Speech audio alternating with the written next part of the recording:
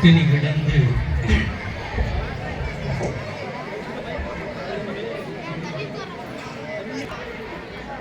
பட்டினி கிடந்து பசியால் மெலிந்து பட்டினி கிடந்து பசியால் மெலிந்து பாழ்பட நேர்ந்தாலும் எந்தன் கட்டுடல் வளைந்து கைகால் தளர்ந்து கவலை மிகுந்தாலும் வாழ்வை கெட்டு நடுத்தெருவோடு கிடந்து கீழ்நிலை உற்றாலும் மன்னர் தொட்டு வளர்த்த தமிழ் மகளின் துயர் துடைக்க மறப்பேனா. எல்லன்புரம் அரசு மேல்நிலைப் பள்ளியினுடைய தலைமை ஆசிரியர் ஐயா விஸ்வநாதன் அவர்களே, இப்பள்ளியினுடைய இந்த நிகழ்வை ஒருங்கிணைத்து வழங்கி கொண்டிருக்கக்கூடிய துணை தலைமை ஆசிரியர் அவர்களே, இருபால் ஆசிரியர் பெருமக்களே, என் இதய இழைகளில் எப்போதும் நீங்காமல் இடம் பிடித்திருக்கும் என் அன்புக்குரிய மாணவ செல்வங்களே, உங்கள் அனைவருக்கும் இந்த மாலை வேளையில் என்னுடைய அன்பான வணக்கத்தை தெரிவித்துக் கொள்கிறேன். உங்களை எல்லாம் பார்க்கின்ற போது என்னுடைய பள்ளி நாட்கள் நினைவுக்கு வருகிறது. நாங்கள் படிக்கின்ற போது எங்கள் பள்ளி இவ்வளவு வசதியோடு எங்களுக்கு வாய்ப்பு தரவில்லை. மாணவர்கள் கொஞ்சம் சத்தம் இல்லாமல் உரையை கேட்பீர்கள் என்றால் உங்களுக்கான பயன் அதில் இருக்கும் என்பதற்காக நான் சந்தோஷப்படுவேன்.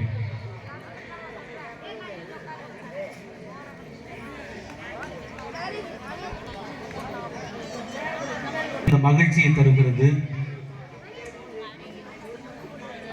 அன்ன சத்திரம் 1000 வைத்தல், ஆலயம் 10,000 நாட்டல், இவையாவினும் புண்ணியம் கோடி ஆங்கோர் ஏழைக்கு எழுத்தறிவித்தல் என்றான் பாரதி.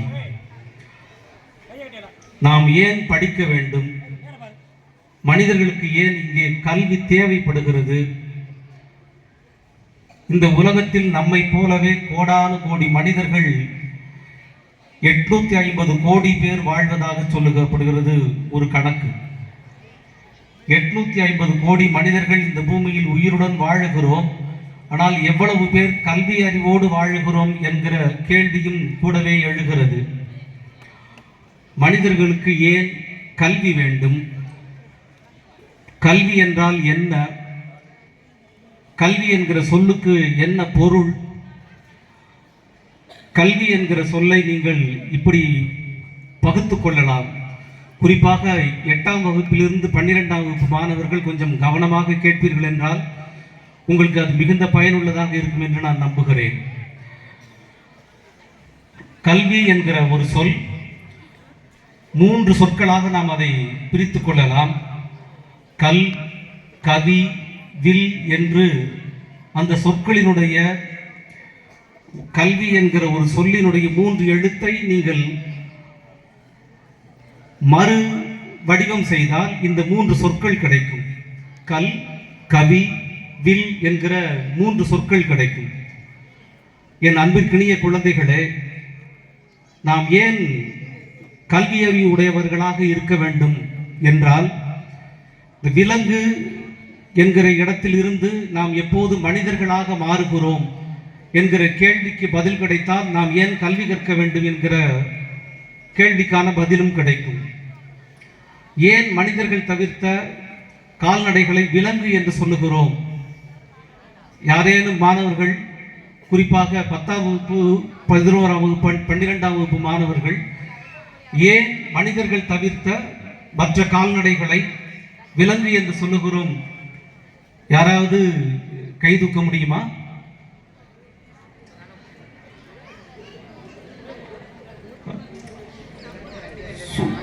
மனிதர்கள் உருவத்தால் அவர்கள் மனிதர்களாக இல்லை. விலங்குகள் உருவத்தால் அதனுடைய செயல்பாடுகளால் விலங்கு என்கிற பெயரை தொடர்ந்து அது பெற்று வருகிறது.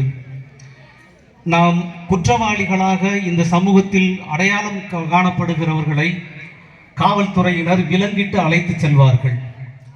அதே விலங்கு என்கிற சொல்லுதான் கால்நடைகளுக்கும் விலங்கு என்று சொல்லப்படுகிறது. ஏன் அவைகளை விலங்கு என்று சொல்லுகிறோம்? மனிதர்களுக்கு விலங்கிட்டு அழைத்து செல்வதற்கும் விலங்குகளை விலங்கு என்று சொல்வதற்கும் என்ன பொருள் என்றால், மனிதர்கள் தன்னுடைய இயக்கத்திற்கு மாறாக அவர்களை கட்டுப்படுத்தினால் அதுக்கு பெயர் விலங்கு. மிருகங்களுக்கு இப்போது நாம் பாருங்கள், காக்கை கரையும், குயில் கூவும், நாய் குரைக்கும், கழுதை கத்தும், குதிரை கடைக்கும், யானை பிளிரும். இப்படியெல்லாம் நாம் குழந்தைகளுக்கு சொல்லிக் கொடுக்கிறோமே. மனிதர் என்று எதை சொல்லிக் கொடுப்பது? நாம் கத்துவோம், குறைப்புவோம், பிளிருவோம், எல்லாமே செய்வோம். அப்போ மனிதர்கள் என்பவர்கள் விலங்குகளிலிருந்து மாறுபட்டவர்களாக எங்கே மாறுகிறோம் என்றால், எல்லா விலங்கும் காலகாலமாக அவைகள் மூலையில் விலங்கிடப்பட்டிருக்கிறது. அது ஒரே மாதிரி தான் செயல்படுகிறது. அதனால்தான் அதற்கு பெயர் விலங்கு. மனிதர்கள் அப்படி இல்லை. அவர்கள் காலந்தோறும் பரிணமித்துக் கொண்டே இருக்கிறார்கள், வளர்ந்து கொண்டே இருக்கிறார்கள், அறிவின் உச்சத்தை தேடி உயர்ந்து கொண்டே இருக்கிறார்கள். அதனால்தான் நாம் விலங்குகளாக பிறந்த போது மனிதர்களாக பரிணமித்திருக்கிறோம். எனவே கல்விதான் நமக்கான அடையாளம். கல்விதான் ஒரு மனிதனுக்கான அழிக்க முடியாத சொத்து. அப்படி கல்வி என்கிற சொல்லை நீங்கள் பிரித்தால் 3 சொற்கள் வரும். கல், வில், கவி என்ற 3 சொற்கள் வரும். கல் என்பது ஸ்டோன், கல்லுதான், பாறைதான். அந்த கல்லை நாம் ஒரு மனிதரை எப்பொழுதேனும் ஏதேனும் திட்ட வேண்டும் என்றால், உனக்கு என்ன பாறையாடா மனசு என்று கேட்போம். அப்படி அந்த பாறையாடா என்கிற வார்த்தைக்குள் என்ன வெளிப்படுகிறது என்றால், அவர் அவ்வளவு உறுதியாக இருக்கிறார் என்று நாம் எடுத்துக்கொள்ளலாம். அவர் எதற்கும் கரையவில்லை, எதற்கும் அவர் அனுசரிக்கவில்லை, அப்படியே கல்லை போல இருக்கிறார் என்று புரிந்து கொள்ளலாம்.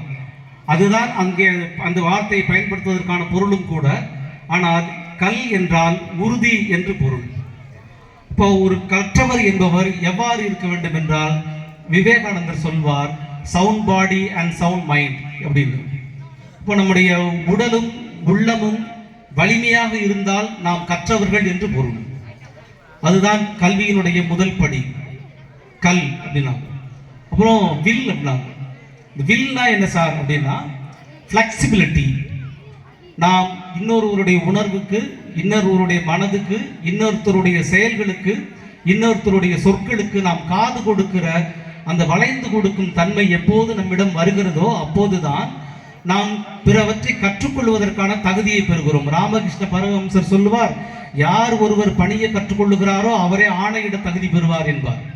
அப்படி நாம் பணிவை கற்றுக்கொள்வதற்கான ஒரு தகுதிதான் கல்வி நமக்கு வழங்குகிற அந்த வில் என்னும் வளைந்து கொடுக்கும் தன்மை.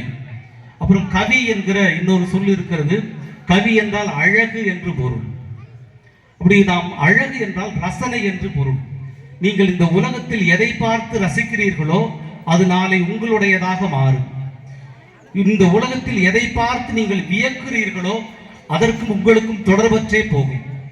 எனவே நாம் ரசிக்க பழகுவது, நம்மை உறுதியாக பார்த்து கொள்வது, பிறருடைய கருத்துக்களுக்கு நாம் வளைந்து கொடுத்து மரியாதை கொடுத்து இயைந்து இயங்குவது என்கிற இந்த அடிப்படை கூறுகள் தான் மனிதன் கல்வி கற்பதற்கான தேவையை வலியுறுத்துகிறது.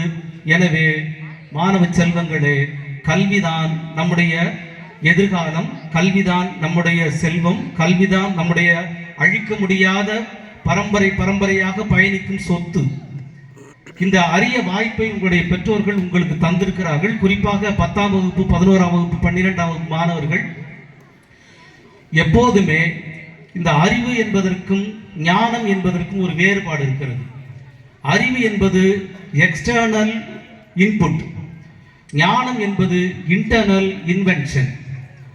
நாம் எப்பொழுது அறிவு என்கிற சொல்லையே நீங்கள் பார்த்தீர்கள் என்றால் இப்படி நாம் புரிந்து கொள்ளலாம். அரி குட்டல் இவ்வு குட்டல் ஊ, அப்படிதான் அந்த வார்த்தை பிரியும் பகுவத உறுப்பிலக்கணத்தில். அரி என்றால் நாம் கற்றுக்கொள்ள வேண்டும் என்று பொருள். இவ்வு என்றால் அந்த எழுத்து முறையில் அது மெய்யெழுத்தாகும். ஊ என்றால் உயிர். உயிர் கொண்டு உங்கள் உடல் இயக்கத்தை நீங்கள் கற்றுக்கொண்டால் அதற்கு பெயர் தான் அறிவு. அதுதான் இந்த உலக இயக்கம். மனிதனுக்குள் என்னவெல்லாம் இயக்கம் இருக்கிறதோ அதுதான் உலக இயக்கமாகவும் இருக்கிறது. உலக இயக்கம் என்பது ஐம்பூதங்களின் தொகுப்பு. மனிதனும் ஐம்பூதங்களின் தொகுப்பு தான். எனவே அறிவுள்ளவர்களாக நாம் வாழ்வதற்கான அடிப்படையை நம் கல்விதான் தருகிறது. அதே வேளையில் அன்பிற்கினிய மாணவ செல்வங்களே, உங்களுடைய எதிர்காலங்களை நீங்கள் சரியாக திட்டமிடுவதற்கு இன்றைய காலச்சூழலில் நாங்கள் உங்களைப் போல இப்படி பள்ளியில் படிக்கிற பொழுதெல்லாம் எங்களுக்கு இந்த மொபைல் ஃபோன் இல்லை, சோசியல் மீடியா இல்லை, எங்களை இப்படி மனதை ஒருமுகப்படுத்த முடியாத அளவுக்கு திணறடிக்கக்கூடிய எந்த புறச்சூழல்களும் எங்களை பாதிக்கவில்லை. ஆனால் இன்று மாணவர்களே, மாணவிகளே, அப்படி அல்ல. நீங்கள் ஒவ்வொரு நொடியிலும் உங்களை யார் யாரோ கருத்தியல் ரீதியாக உங்கள் மூளைக்குள் நுழைந்து உங்கள் எண்ணங்களையும் உங்கள் நேரங்களையும் எடுத்து செல்வதற்கு காத்திருக்கக்கூடிய காலகட்டங்களில் நீங்கள் இருக்கிறீர்கள். எனவே என் அன்புக்குரிய மாணவ செல்வங்களே, நீங்கள் நல்லா விளையாடலாம், ஆடலாம், பாடலாம், இது எல்லாம் கூடாது என்று எதுவுமே இல்லை. நாம் வாழ்க்கையில் எதை சாதிக்க நினைத்தாலும் அது ஒன்றை மட்டுமே பிடித்துக் கொள்ள வேண்டும் என்பதெல்லாம் இல்லை. அந்தந்த வயதுக்கேற்ற அனுபவங்களை பெறுவதுதான் வாழ்க்கை. நீங்கள் எந்த வயதில் இருக்கிறீர்களோ அந்த வயதில் உங்கள் வகுப்பறைகளில் உங்கள் ஆசிரியர்களுக்கும் உங்களுக்கும் இருக்கக்கூடிய இணக்கம், உங்கள் ஆசிரியர்களிடம் இருந்து நீங்கள் கற்றுக்கொள்ளுகிற கல்வி, உங்கள் ஆசிரியர்கள் உங்களுக்கு தருகிற எதிர்கால திட்டங்கள், இவைகளையெல்லாம் ஒருங்கிணைத்து யார் அதை மனதுக்குள் இருத்தி செயல்படுத்த தொடங்குகிறீர்களோ அவர்கள் வெற்றியாளர்களாக வருகிறீர்கள் என்பது மறுக்க முடியாத உண்மை. அந்த வகையில் நம்முடைய மாணவ செல்வங்கள் அந்தந்த வயதுக்கேற்ற அனுபவங்களை நாம் பெறுவது என்பது ரொம்ப முக்கியம். அதே வேளையில் எல்லாவற்றிற்கும் ஒரு எல்லை இருக்கிறது. இந்த உலகத்தில் எல்லையை யார் மீறுகிறார்களோ அவர்கள் தான் ஆபத்தில் சிக்கிக் கொள்ளுகிறார்கள். எல்லைக்குள் இருக்கிற எந்த ஒன்றும் நமக்கு அனுபவமாக கடந்து போவோமே தவிர அது நம் வாழ்க்கையை ஒருபோதும் துன்பக் குழிக்குள் தள்ளிவிடாது. எனவே நான் ஏன் 10ஆம் வகுப்பு, 12ஆம் வகுப்பு, 11ஆம் வகுப்பு என்று சொல்லுகிறேன் என்றால், அந்த மாணவர்களின் மனதை தான் நாம் பண்படுத்த வேண்டி இருக்கிறது. அவர்களைத்தான் நாம் கவனமாக அடுத்த கட்டத்திற்கு எடுத்து செல்வதற்கான ஒரு அறிவுரையை தர வேண்டி இருக்கிறது என்கிற இடத்திலிருந்து தான் அந்த மாணவர்களை நான் கவனப்படுத்த விரும்புகிறேன். அதே போல உங்களுடைய வகுப்பறைகளில் உங்களுடைய வாழ்க்கை இல்லை. என் அன்புக்குரிய மாணவ செல்வங்களை இதை கவனமாக புரிந்து கொள்ளுங்கள். உங்கள் வகுப்பறைகளில் ஒருபோதும் உங்கள் வாழ்க்கை இல்லை. உங்கள் வாழ்க்கையை திட்டமிடுவதற்கும் உங்கள் வாழ்க்கையை உருவாக்கி கொள்வதற்கான இடம்தான் வகுப்பறையை தவிர வகுப்பறையே வாழ்க்கை இல்லை. எனவே உங்களுடைய ஒவ்வொரு நாட்களையும் ஒவ்வொரு நொடிகளையும் உங்கள் பெற்றோரினுடைய கனவுகளை, உங்களுடைய எதிர்கால திட்டங்களை வடிவமைத்துக் கொள்வதற்கான நாட்களாக பயன்படுத்த பழகுங்கள். உங்கள் ஆசிரியர்களை ரொம்ப கவனமாக அன்போடு நீங்கள் மதிக்கவும் பழகவும் அவர்களோடு நட்பு பாராட்டவும் பழகிக்கொள்ளுங்கள். குறிப்பாக இந்த பள்ளிக்கு நான் வருவதற்கு காரணமாக இருந்தவர் இந்த பள்ளியினுடைய இயற்பியல் ஆசிரியர், என் அன்புக்குரிய அருமை நண்பர் முத்துகற்பன் அவர்கள்தான். அவரும் நானும் 2000ஆவது ஆண்டில் Pudukkottai Venkateswara matric higher secondary பள்ளியில் நான் தமிழாசிரியராக சேர்ந்தேன். கொஞ்ச நாட்கள் கழித்து அவர் அங்கே இயற்பியல் ஆசிரியராக சேர்ந்தார். அப்படித்தான் அவர் எனக்கு அறிமுகம். ஏறத்தாழ 26-27 ஆண்டுகளாக எங்களுடைய இந்த நட்பு தொடர்கிறது என்றால் அதற்கான காரணம் உங்களுக்கு புரியும் என்று நான் நம்புகிறேன். நாம் எப்போது ஒரு அறிவார்ந்த அடிப்படையில் நம்முடைய அன்பும் நட்பும் இருக்கிறதோ, விட்டு கொடுக்கக்கூடிய மனம் இருக்கிறதோ, ஒருவருடைய உணர்வை புரிந்து கொள்ளக்கூடிய ஆற்றல் இருக்கிறதோ, அந்த அன்பு, அந்த நட்பு, அந்த உறவு, அந்த வாழ்க்கை எப்போதும் நிலை பெற்றே இருக்கும். அந்த அடிப்படையில் எப்போதும் உங்களுடைய ஆசிரியர்களை நீங்கள் அன்புக்குரியவர்களாக பார்க்க பழகுங்கள். அதே போல பெற்றோர்கள் நிறைய பேர் இங்கு வந்திருக்கிறீர்கள், அது ரொம்ப மகிழ்ச்சி. அன்பிற்கினிய பெற்றோர்களே, குழந்தைகளிடம் எப்போதும் எதையும் திணிக்காதீர்கள். திணிப்பது என்பது வேறு, விதைப்பது என்பது வேறு. நாம் திணித்தால் அது சில நேரம் முளைக்கலாம் அல்லது முளைக்காமலே போகலாம். விதைக்கின்ற ஒன்று ஒருபோதும் முளைக்காமல் போகாது.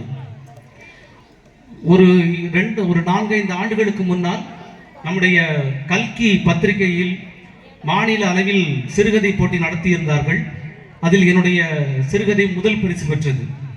அதற்கு காரணம் வேறொன்றும் இல்லை, என்னுடைய வகுப்பறை அனுபவங்கள் தான் நான் கதையாக எழுதியிருந்தேன். அந்த கதையினுடைய நோக்கம் மாணவர்களை அவர்கள் விருப்பப்படி அவர்களுடைய எண்ணத்திற்கு ஏற்ப அவர்களை உயர்த்துகின்ற வழிமுறைகளை கண்டறிவுகிற ஒரு வழியைத்தான் அந்த சிறுகதைக்குள் நான் கையாண்டு வந்தேன். முன்னாள் நம்முடைய தலைமைச் செயலாளர் இறை என்பவர்கள் தான் அதனுடைய நடுவராக இருந்திருந்தார். அந்த கதையை வாசித்தவுடன் அவர் என்னிடம் தொலைபேசியில் அழைத்து பேசினார். மிக அற்புதமான சிறுகதை, இதை நாம் பெற்றோர்களுக்கு கவனமாக கொண்டு சேர்க்க வேண்டும் என்று என்னிடம் பகிர்ந்து கொண்டார்.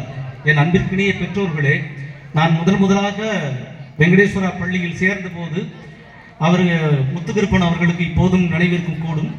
அங்கே எங்களுடைய மாணவர்கள் ஒவ்வொருத்தரையும் நாங்கள் என்ன ஆக போறோம் நான் ஒருபோது கேட்டதே இல்லை. ஏன்னா அவர்கள் என்ன ஆக விரும்புகிறார்களோ அதற்கு நான் துணையாக இருக்கவே விரும்புகிறேன். நான் இது ஆகு என்று சொல்லுவது அது சில நேரம் அவர்களுக்கு பொருந்தி இருக்கலாம், பல நேரம் பொருந்தாமலும் போகலாம். எனவே அங்கே தனலட்சுமி என்று ஒரு மாணவி இருந்தார். அவர் சொன்னார், என்னமானா நான் ஐஏஎஸ் ஆக போகிறேன் சார் அப்படின்னா.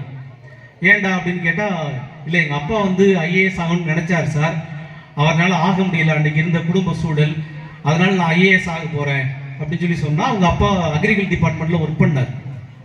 நான் அப்போயே சொன்னேன் அந்த பொண்ணுக்கிட்ட, நீ ஐஏஎஸ் ஆகிறதுல எனக்கு ஒரு பிரச்சனையும் இல்லை, எனக்கும் மகிழ்ச்சி தான் உனக்கு வகுப்படுத்த ஆசிரியருங்கிற முறையில். ஆனால் ஐஏஎஸ் ஆகிறது உன் அப்பா கனவு சுமக்கிறதுக்காக இருக்கக்கூடாது, அது உன் கனவாக இருந்தால் நல்லது என்று சொன்னேன். பிறகு எங்களுடைய ஆசிரியர் கூட்டத்திற்கு அவருடைய அப்பா வந்தார். அவரும் இதை சொன்னார், சார் நான் ரொம்ப கஷ்டப்பட்டேன் சார், எப்படியாவது ஒரு ஐஏஎஸ் ஆகின்னு நினச்சேன் சார், ஆனால் என்னால் முடியலை, அதனால என் பொண்ணு கண்டிப்பாக ஐஏஎஸ் ஆகணும் சார் அப்படின்னாரு. நான் அவர்கிட்ட தனியாக கூப்பிட்டு சொன்னேன், சார் நீங்கள் உங்கள் வாழ்க்கையை வாழ்றீங்க இந்த பூமியில், உங்கள் மகள் என்பவர் biologically reason for you, but உங்கள் கனவை சுமப்பதற்கு உங்கள் மகள் இல்லை, அவளுக்கென்று ஒரு வாழ்க்கை இருக்கிறது, அவளுக்கென்று ஒரு கனவு இருக்கிறது. ஒரு அப்பாவாக அதற்கு நீங்கள் உதவி செய்யுங்கள், மாறாக உங்கள் கனவை அவளுக்குள் திணிக்காதீர்கள் என்று சொன்னேன். அவர் கொஞ்ச நேரம் யோசிச்சுட்டு சொன்னார், ஆமாம் சார், நான் தொடர்ந்து பிள்ளைங்கள்ட்ட அப்படி சொல்லிக்கிட்டே இருந்தது கூட ஒரு வகையில் தப்போன்னு நினைக்கிறேன் சார் அப்படின்னாரு. ஐஏஎஸ் ஆகிறது தவறுன்னு நான் சொல்ல வரல, என் அன்புக்கினிய மாணவர்களை தவறாக புரிந்து கொள்ளாதீர்கள். அது உங்கள் கனவாக இருந்தால் அது உங்களுக்கு இன்னும் வலிமையாக உங்களை அது முன்னோக்கி இழுத்து செல்லும். மாறாக யாரேனும் உங்களுக்குள் அதை விதைத்தால் முளைக்கும். மாறாக யாரேனும் உங்களுக்குள் நீ ஐஏஎஸ் ஆக வேண்டும், நீ ஒரு ஐஎஃப்எஸ் ஆக வேண்டும், ஐஆர்எஃப்எஸ் ஆக வேண்டும் என்று திணித்தால் அது உங்களுக்கு சங்கடங்களை தரக்கூடும். உங்கள் கனவு நல்ல கனவாக உங்கள் ஆசிரியர்களிடம் பகிர்ந்து கொள்ளுங்கள். சார் நான் இந்த ஆக விரும்புகிறேன், எனக்கு நீங்கள் இது உதவி செய்யுங்க. ஒரு 26-27 ஆண்டுகளாக நான் கல்லூரியில் பணியாற்றுகிறேன். நான் மிக தைரியமாக மிகுந்த ஒரு மகிழ்ச்சியோடு என்னால் பகிர்ந்து கொள்ள முடியும். சில 100 மாணவர்களையும் நான் உருவாக்கி இருக்கிறேன். அந்த 100 மாணவர்கள் என்பவர்கள் ஒருபோதும் நான் தேடி சென்று நீ இப்படி ஆக வேண்டும் என்று சொல்லியவர்கள் இல்லை. அவர்கள் என்னை தேடி நான் இது ஆக வேண்டும், எனக்கு உதவுங்கள் என்று கேட்டார்கள். அதை நான் செய்திருக்கிறேன். அந்த வகையில் என்னுடைய அன்பிற்கினிய மாணவ செல்வங்களே, உங்களுடைய எதிர்காலங்களை நீங்கள் வடிவமைத்துக் கொள்ளுகிற போது அதற்கான கனவை நீங்கள் உங்களுக்குள் இருந்து எடுங்கள். அதனால் தான் சொன்னேன், அறிவு என்பது இன்டர்னல் ஃபோர்ஸ், ஞானம் என்பது அறிவு என்பது எக்ஸ்டர்னல் ஃபோர்ஸ், ஞானம் என்பது இன்டர்னல் இன்வென்ஷன். ஞானம் என்பது நீங்கள் உங்களுக்குள் இருந்து நீங்கள் கண்டுகொள்ளுகிற ஒரு சுடர்தான் ஞானம். அப்படி உங்களுக்குள் நீங்கள் தேடுங்கள். அதற்கு உங்கள் வகுப்பறையை, உங்கள் பாடங்களை, உங்கள் ஆசிரியர்களை, உங்கள் தலைமை ஆசிரியரை இப்படியெல்லாம் நீங்கள் பயன்படுத்தி கொள்ள பழகுங்கள். நாங்கள் படிக்கிற காலகட்டங்களில் இவ்வளவு வசதிகள் இல்லை. ஆண்டறிக்கை வாசித்த தமிழ் ஆசிரியர் சொன்னார், ஏராளமான சாதனைகளை. இதற்கெல்லாம் வாய்ப்பு இருக்கிறது. நான் +2 படிக்கிற வரைக்கும், என்னுடைய 10th வரைக்கும் எனக்கு ஆங்கிலம் பாடம் எடுத்த ஒரு ஆசிரியர் இல்லை. ஒரு ஹிஸ்டரி படித்தவர் தான் எனக்கு ஆங்கிலம் கற்பித்தார். இன்று மாணவர்கள் அப்படி இல்லை. அந்தந்த பாடத்தை படித்த ஆசிரியர்கள் உங்களுக்கு ஆசிரியர்களாக வாய்ப்பு பெற்றிருக்கிறீர்கள். எனவே இந்த வாய்ப்புகளை எல்லாம் நீங்கள் சரியாக பயன்படுத்தி கொண்டு உங்களை அடுத்தடுத்த இடத்திற்கு வளர்த்து செல்வதற்கு உங்களை நீங்கள் தயார்படுத்திக் கொள்ளுங்கள். அதே வேளையில் என் அன்புக்குரிய மாணவர்களே, இதையெல்லாம் அறிவுரை இல்லை, நகைச்சுவையாகவும் பேசலாம். நகைச்சுவையாக பேசுவது என்பதை விடவும் சரியாக உங்கள் மனதுக்குள் ஏதேனும் ஒரே ஒரு வார்த்தையை நான் விதைத்து விட்டு சென்றால் அது பயனுள்ளதாக இருக்கும் என்று நம்புகிறேன். மதிப்பெண்ணுக்காக மட்டுமே ஒருபோதும் படிக்காதீங்க.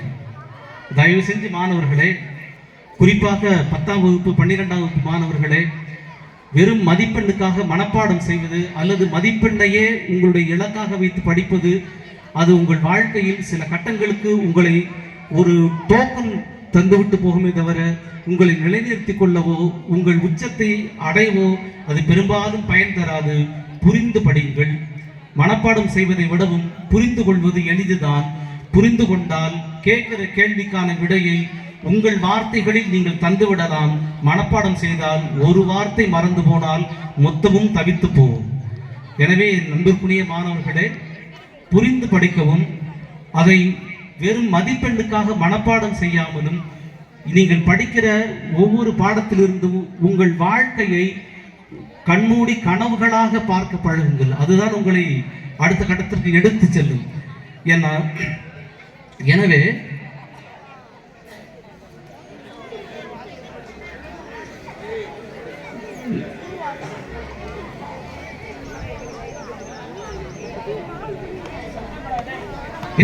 எனவே என் அன்பிற்குரிய பெற்றோர்களே, நீங்கள் உங்களுடைய குழந்தைகளிடம் ரொம்ப மகிழ்ச்சியா இருக்கு. ஏனெனில் இவ்வளவு பெற்றோர்கள் ஒரு பள்ளிக்கு வருகிறீர்கள் என்றால் பள்ளியினுடைய தலைமை ஆசிரியர் பெற்றோர்களோடு எவ்வளவு நட்புறவு பாராட்டுகிறார் என்பதை என்னால் புரிந்து கொள்ள முடிகிறது. அல்லது பெற்றோர்கள் தங்கள் பிள்ளைகளுக்காக எவ்வளவு நேரம் ஒதுக்க தயாராக இருக்கிறார்கள் என்பதும் புரிந்து கொள்ள முடிகிறது. பெற்றோர்கள் உங்கள் பிள்ளைகளை முடிந்த வரையில் அவர்கள் மனதை காயப்படுத்துவதை விட அவர்கள் மனதுக்கு தெம்பு தருபவர்களாக இருக்க பழகுங்கள். அதுதான் அவர்களுடைய எதிர்காலத்தை அடுத்த கட்டத்திற்கு எடுத்து செல்லும். பாரதி சொன்னான், ஓடி விளையாடு பாப்பா, நீ ஓய்ந்திருக்கலாகாது பாப்பா, கூடி விளையாடு பாப்பா, ஒரு குழந்தையை வையாதே பாப்பா, சின்னஞ்சிறு குருவி போலே நீ திரிந்து பறந்து வா பாப்பா, வண்ண பறவைகளை கண்டு நீ மனதில் மகிழ்ச்சி கொள்ளு பாப்பா, கொத்தி திருடு வந்த கோழி அதை கூட்டி விளையாடு பாப்பா, எத்தி திருடும் அந்த காக்கை அதற்கு இறக்கப்பட வேண்டும் அடி பாப்பா, காலை எழுந்தவுடன் படிப்பு, பின்பு கனிவு கொடுக்கும் நல்ல பாட்டு, மாலை முழுதும் விளையாட்டு என்று வழக்கப்படுத்திக் கொள்ளு பாப்பா என்றால், இந்த பாடல் வரிகளில் இப்போதைய கல்வி முறையும் நம்முடைய வாழ்க்கை சூழலும் நிறைய பொருந்தா தன்மையை உருவாக்கி இருக்கிறது. மாலை முழுவதும் விளையாட்டு என்றால், இன்று நீங்கள் பள்ளி விட்டு சென்றால் உடனே அடுத்த கட்டதாக டியூஷன் போகணும், அப்புறம் அங்கேருந்து வந்த உடனேயே பள்ளிக்கூடத்தினுடைய ஹோம்ஒர்க் பண்ணணும். இப்படி விளையாட்டு என்பது கனவுகளாகவே போகிற ஒரு காலகட்ட சூழலுக்குள் இருக்கிறீர்கள். நீங்கள் கிராமப்புறங்களில் இருப்பதால் ஓரளவுக்கு உங்களுக்கு அதற்கான வாய்ப்பெல்லாம் கிடைக்கும். நகர்ப்புற சூழல்களில் இருக்கக்கூடிய குழந்தைகள், அதுவும் அடுக்குமாடி குடியிருப்புகளில் இருக்கக்கூடிய குழந்தைகள் ஷூ சாக்ஸ் மாட்டி அப்படியே வேன்ல ஏற்றி உள்ள உட்கார வச்சு திரும்ப அப்படியே ஸ்டெப்ஸில் ஏற்றி விட்டு அப்படியே அதுக்கு ஒரு ஸ்நாக்ஸ் கொடுத்து அப்படியே டியூஷன் அனுப்பி அது அதனுடைய 24 மணி நேரமே படிக்கிறது மட்டும்தான். அப்படி ஒரு நெருக்கடி நகர்ப்புற சூழல் மாணவர்களுக்கு இருக்கிறது. அதனால்தானோ என்னவோ நகர்ப்புற மாணவர்களை விடவும் கிராமப்புறங்களில் இருந்து வருகிற மாணவர்கள் தான் இந்தியாவிற்கும் நம்முடைய மாநிலத்திற்கும் மிகப்பெரிய பங்களிப்பை, மிகப்பெரிய சாதனைகளை செய்கிறார்கள். எனவே கிராமப்புறங்களில் இருந்து நீங்கள் படிக்கிறீர்கள் என்பது ஒரு வகையில் உங்களுக்கு அது மிகப்பெரிய வாய்ப்பு. ஏனெனில் இங்குதான் இயற்கையோடு இயைந்த வாழ்க்கையை நீங்கள் வாழ முடியும். இயற்கையோடு இயைந்த நிறைய உடல் சார்ந்த, மனம் சார்ந்த இயல்பான அனுபவங்களை பெற முடியும். நகரங்கள் பெரும்பாலும் நரகமாகவே இருக்கிறது. எல்லாவற்றிலும் கல்வி, பாதுகாப்பு, வாழ்வியல் முறைகள், இப்படி எல்லாவற்றிலும் நகரங்கள் வாய்ப்பு தருவதாக நம்புகிறார்களே தவிர உண்மையிலேயே கிராமப்புறங்கள் தான் எல்லா வாய்ப்பையும் தருகிறது. ஒரு மகேந்திர சிங் தோனி எந்த நகர்ப்புறத்தில் இருந்து வந்தவன் இல்லை, மிகவும் பின்தங்கிய சூழலில் இருந்து வந்ததால் தான் அவருடைய உடல் வலிமை இந்தியாவிற்கு அவ்வளவு பெரிய ஒரு கிரிக்கெட் வீரரை தந்தது. எனவே கிராமப்புறங்களில் இருக்கிறதற்காக நீங்கள் சந்தோஷப்படலாம், பெருமை கொள்ளலாம். நான் சொல்ல வந்த அல்லது உங்களுக்கு நான் கற்றுத்தர விரும்புவது ஒன்றே ஒன்றுதான், கல்வி. உங்களுடைய தமிழாசிரியர் சொன்னார் இங்கே இருக்கக்கூடிய நூலகத்தை குறித்து. என் அன்புக்கினிய மாணவர்களே, எவ்வளவு பேர் நீங்கள் நூலகத்துக்கு செல்வீர்கள்? கை தூக்குங்கள். நூலகத்தை பயன்படுத்திக் கொள்கிறவர்கள்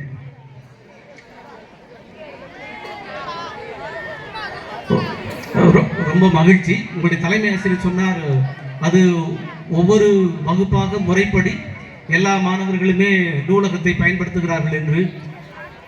உங்கள் வாழ்க்கையினுடைய எல்லா அங்கங்களும் உலகின் தலை சிறந்த அறிவாளிகள் என்று நீங்கள் பட்டியலிட்டால் எல்லோருமே நூலகங்களிலிருந்து உருவானவர்கள்.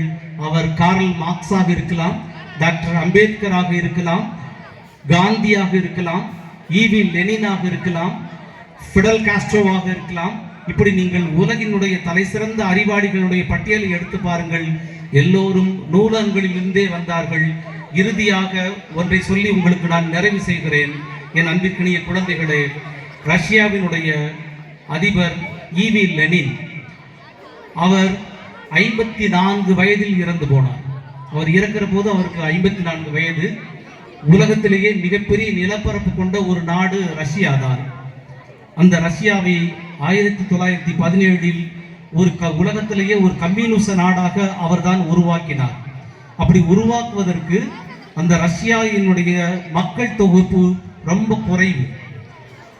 அவ்வளவு பெரிய நிலப்பரப்பு கொண்ட ஒரு நாட்டில் அவ்வளவு மக்களையும் சென்று, இன்று அளவு போல ஹெலிகாப்டரோ வாகனங்களோ இல்லாத காலகட்டங்களில் எல்லா மக்களையும் சென்று பார்த்து அவர்களை எல்லாம் யோசிக்க வைத்து அவர்களுக்கு ஜார் மன்னனுக்கு எதிரான ஒரு மனநிலையை உருவாக்கி போராடி உலகின் தலை சிறந்த ஒரு பொது உடைமை அரசை உருவாக்கியவர் லெனின். அவருக்கு அது எப்படி சாத்தியப்பட்டது என்றால், ஒரு முறை லெனின் ஒரு நூலகத்தில் படித்துக் கொண்டிருந்தார். அப்படி படித்துக் கொண்டிருக்கிற போது அவர் அருகில் ஒரு இளம்பெண் உட்கார்ந்து படித்துக் கொண்டிருந்தார். அந்த இளம்பெண் பார்த்து கொண்டிருக்கிற போது லெனின் 10 பக்கங்களை புரட்டுகிற போது அந்த பெண் ஒரு பக்கம்தான் வாசித்து முடித்திருந்தார். அந்த பெண் ஒரு பக்கம் வாசித்து முடிப்பதற்குள்ளாக லெனின் 10 பக்கங்களை படித்து முடித்தவராக இருந்தார். அந்த பெண் பார்த்துக்கிட்டே இருந்தாங்க. அப்புறம் லெனின் கேட்டாங்க, மிஸ்டர் லெனின், நீங்கள் படிக்கிறீர்களா பார்க்கிறீர்களா என்று கேட்டார்கள். அதுக்கு லெனின் பதில் சொன்னார், நான் பார்க்கவில்லை, ஒவ்வொரு பக்கத்தையும் ஒவ்வொரு எழுத்தையும் ஒவ்வொரு சொல்லையும் மிக கவனமாக வாசிக்கிறேன் என்று சொன்னார். அதற்கு அந்த பெண் கேட்டார், அது எப்படி சாத்தியம்? நான் ஒரு பக்கம் தானே என்னால் படிக்க முடிகிறது, நானும் வேகமாகவும் படித்து பார்க்கிறேன், என்னால் ஒரு பக்கம் தான் படிக்க முடிகிறது, நீங்கள் எப்படி ஒரு பக்கம் வாசிப்பதற்குள்ளாக நீங்கள் 10 பக்கம் வாசிக்கிறீர்கள் என்று கேட்டார். என் அன்பிற்குரிய குழந்தைகளே, எப்போதும் இதை மனதில் போட்டுக்கொள்ளுங்கள். அவர் சொன்னார், ஒன்றுமில்லை, நான் எத்தனை புத்தகங்கள் வாசிக்க வேண்டும் என்கிற பட்டியல் வைத்திருக்கிறேன். அந்த புத்தகங்களை எல்லாம் வாசிக்க வேண்டும் என்றால் இவ்வளவு வேகமாக நான் வாசித்தால் தான் அவ்வளவு புத்தகங்களை வாசித்து முடிக்க முடியும். எனவே இவ்வளவு வேகமாக நான் வாசிக்க பயிற்சி எடுத்துக்கொண்டேன் என்று சொன்னார். அப்படி உலகின் தலை சிறந்த புரட்சியாளனை உருவாக்கியது புத்தகங்கள் தான். புத்தகம் என்கிற சொல்லுக்கே புதிய உள்ளம் என்றுதான் பொருள். நீங்கள் ஒரு நல்ல புத்தகத்தை வாசித்து முடிக்கிற போது நிறைய சிறைச்சாலைகள் மூடப்படுகிறது என்று சொல்லுவார்கள். நீங்கள் புத்தகம் வாசிக்க பழகுங்கள். உங்கள் வகுப்பறை புத்தகங்களை தாண்டி, உங்கள் பாட புத்தகங்களை தாண்டி, உங்களுடைய நூலகத்தில் இருக்கக்கூடிய நூல்களிலிருந்து ஒரு மாதத்திற்கு 100 பக்கம் கொண்ட ஒரு புத்தகத்தை ஏனும் படியுங்கள். குறைந்தபட்சம் ஒரு நாளைக்கு ஒரே ஒரு திருக்குறளை ஏனும். பொருள் புரியாவிட்டால் ஒரு பிரச்சனையுமே இல்லை. நீங்கள் சும்மா படிங்க, ஒரு திருக்குறள் படிங்க, அதற்கான பொருள் படிங்க. புரியலங்கிறதுக்காண்டி கவலையே படாதீங்க. 1330 குறளை நீங்கள் படித்து முடிக்கிற அந்த 1330வது நாள் உங்கள் மனசு அடைகிற சந்தோஷத்தை உங்களால் இந்த உலகத்தில் யாருமே தர முடியாது. நான் திருக்குறளின் எல்லா குறளையும் படித்து விட்டேன் என்கிற மனநிறைவு இருக்குல்ல, அது அவ்வளோ பெரிய மகிழ்ச்சியை தரும். அப்போதுதான் உங்கள் புத்தியில் இன்னொரு விஷயம் வரும், ஆமா, நான் எல்லா திருக்குறளையுமே படிச்சுட்டேன், ஆனால் எல்லா குறளுக்கும் எனக்கு பொருள் தெரியுமா என்று நீங்களே உங்களுக்குள் ஒரு கேள்வி எழும். அப்போது முன்னை போல் அல்லாமல் மிக கவனமாக, மிக இயல்பாக யாரேனும் கேள்வி கேட்பார்கள். இந்த கேள்விக்கு என்ன பதில் என்கிற எந்த டென்ஷனும் இல்லாம ரொம்ப இயல்பா புத்தகத்தை படிக்க ஆரம்பிப்பீங்க. அப்படி வாசிக்கிற போது ஒவ்வொரு குறளும் உங்கள் மனதுக்கும் மூளைக்கும் ஒரு தூண்டுகோலாகவே அமையும். அப்படி நீங்கள் குறளை மட்டும் இந்த உலகத்தில் வேறு புத்தகங்களே வேண்டாம், நீங்கள் மனிதர்களாக வாழ்வதற்கு திருக்குறளை மட்டும் நீங்கள் படித்து கொண்டால் போதும், நாம் கடைசி வரையில் மனிதர்களாகவே வாழ்ந்து விடலாம். அப்படி ஒரு புத்தரை ஏன் கல்வி வேணும் என்ற என்னுடைய முதல் கேள்வியிலிருந்து விடை தந்து என்னுடைய உரையை நிறைவு செய்கிறேன். ஏனெனில் கல்வி ஏன் வேண்டும் என்றால், நாம் மனித உருவத்தில் அம்மாவின் வயிற்றிலிருந்து பிறந்திருக்கிறோம், மனித வடிவத்தில் இருக்கிறோம், ஆனால் மனிதர்களாக இருக்கிறோமா என்கிற கேள்வியை நாம் கேட்டுக்கொண்டால், நாம் நம்மை மனிதனாக எப்போது உணர்கிறோமோ அந்த நொடிதான் நாம் கற்றவன் என்று பொருள். நாம் கல்வி நமக்கு வேறு ஒன்றும் தருவதற்கில்லை, கல்வி நம்மை சிந்திக்கக்கூடியவனாக மாற்றுகிற ஒரு சின்ன கருவிதான். கல்வி நம்மை சிந்திக்கக்கூடியவர்களாக மாற்றும். சிந்திக்கிற போதுதான் நாம் மனிதர்கள். நம்முடைய எழுத்தாளர் ஜெயகாந்தன் ரஷ்யாவுக்கு சென்று வந்தபோது அவரிடம் கேட்டார்கள், ஜே.கே. அவர்களே, ரஷ்யாவுக்கு போயிட்டு வந்திருக்கீங்களே, நீங்கள் லெனினை பார்த்தீர்களா என்று கேட்டார்கள். லெனின் இறந்த பிறகு அவரை தொடர்ந்து பிரசவம் பண்ணி அவருடைய உடல் அடக்கம் செய்யாமல் கண்ணாடி பேழையில் வைத்திருந்தார்கள். அப்போது நம்முடைய ஜே.கே. என்கிற ஜெயகாந்தன் சொன்னார், ஆமாம் பார்த்தேன், லெனினை பார்த்தேன் என்று. அது கேட்டார்கள், லெனின் என்ன செய்கிறார் என்று. லெனின் சிந்திப்பதை நிறுத்தி கொண்டு உறங்கிக் கொண்டிருக்கிறான் என்று சொன்னான். நாம் உயிருடன் இருக்கிறோம் என்பதற்கான அடையாளமே நாம் சிந்திக்கிறோம் என்பதுதான். அப்படி லெனின் இறந்து போனதை அவன் சிந்தனையை நிறுத்தி கொண்டான் என்று சொன்னார்கள். மார்க்ஸையும் அவனுடைய நண்பன் எங்கெல்ஸ் அப்படித்தான் சொன்னான். மார்க்ஸ் இறந்த போது எங்கெல்ஸிடம் கேட்டார்கள், மார்க்ஸுக்கு என்ன ஆனது என்று. மார்க்ஸ் தான் சிந்திப்பதை நிறுத்தி கொண்டான் என்று சொன்னான். அப்படி சிந்திப்பவர்கள் தான் மனிதர்கள். அப்படி நாம் சிந்திக்கின்ற ஆற்றலை பெறுவதற்கான ஒரே ஒரு துருப்புச்சீட்டு கல்வி மட்டும்தான். இந்த வாய்ப்பை, இந்த பள்ளிக்கு வருவதற்கும் உங்களை எல்லாம் சந்திப்பதற்கும், நான் நகைச்சுவையாக பேசக்கூடாது என்ற பர்பஸாகவே நான் தான் அப்படி பேசினேன். ஏதேனும் ஒரே ஒரு செய்தியை உங்கள் மனதுக்குள் கொண்டு போய் போட்டுவிட வேண்டும் என்கிற சின்ன முயற்சி தான். அதற்காகத்தான் சிரிக்க வைப்பது, கைதட்டு வாங்குவது என்பதெல்லாம் ஒரு மேடை அலங்காரமாக இருக்கலாம், உங்களை ரெஃப்ரெஷ் பண்ணலாம், அதில் என்ன மாற்று கருத்து இல்லை. மாறாக ஒரே ஒரு சொல், கல்வினா என்னங்கிறதுக்கான பொருளை உங்கள்கிட்ட கொடுத்துட்டு போயிட்டா அது போதும் என்று நம்புகிறேன். நீங்கள் காதில் கேட்டு உங்கள் மனதுக்குள் போட்டு வைத்திருந்தால் உங்கள் வாழ்நாளெல்லாம் அது வழிநடத்தும் என்றும் நம்புகிறேன். இந்த வாய்ப்பு வழங்கியமைக்காக உங்கள் எல்லோருக்கும் மிகுந்த அன்பும் நன்றியும் பாராட்டி விடைபெறுகிறேன். நன்றி, வணக்கம்.